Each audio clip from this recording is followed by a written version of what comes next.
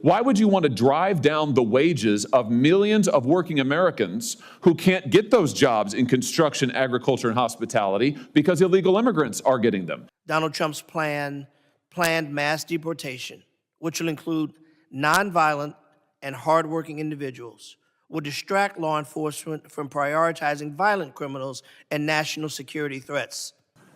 I hope we can all agree that any undocumented immigrant found guilty of a serious crime should not be allowed to stay here, or if we have knowledge, they should not be allowed to come into this country, period.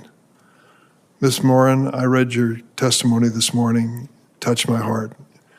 Your loss of your daughter, I know you'll talk about at some length. That is a tragedy which we all lament and look on with sadness.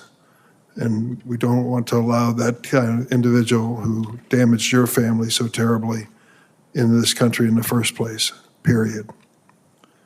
In his first term, President Trump deported dreamers who came to the U.S. as children. He deported veterans who had served our nation. He deported essential workers who care for our families, build our homes, and make sure we have food on the table in the morning. It was an undocumented worker who was watching your grandchild this morning at the daycare center.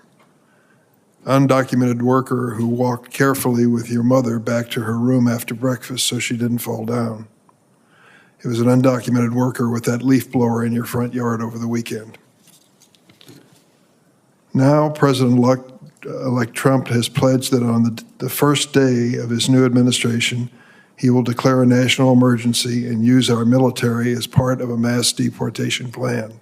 I think that we want to pass a path to citizenship so we can have a level and fair playing field for every American. Why would you want American citizens and those who are here lawfully to have to compete against illegal immigrants who, by the way, are often paid not minimum wage, who are not given the federally mandated benefits precisely because they're here illegally? Why would you want to drive down the wages of millions of working Americans who can't get those jobs in construction, agriculture, and hospitality because illegal immigrants are getting them?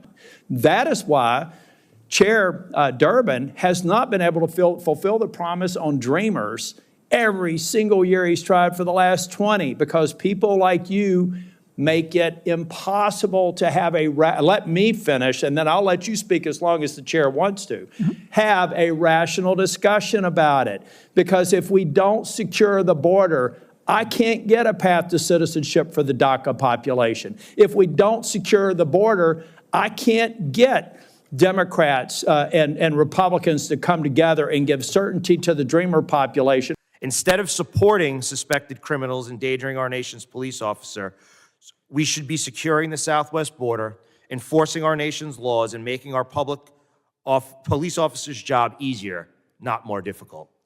In an article by the Wall Street Journal, Joseph Kenney, the chief of detectives for the New York City Police Department, recently said that the Venezuelan gang brought, quote, a wave of crime that New York City, quote, has never seen before.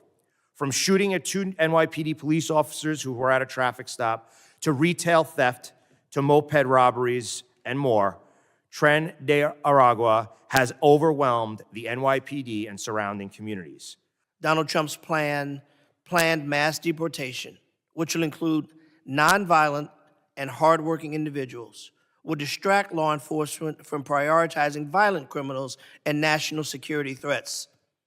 Such policies epitomize the Republican approach: no real solution, no viable path forward, just chaos. While I understand my Republican colleagues wish to continue their partisan border rhetoric, today's hearings should have focused on protecting our nation from the increasing threat of natural disasters, which devastate communities every year, causing loss of life and billions of dollars in damages.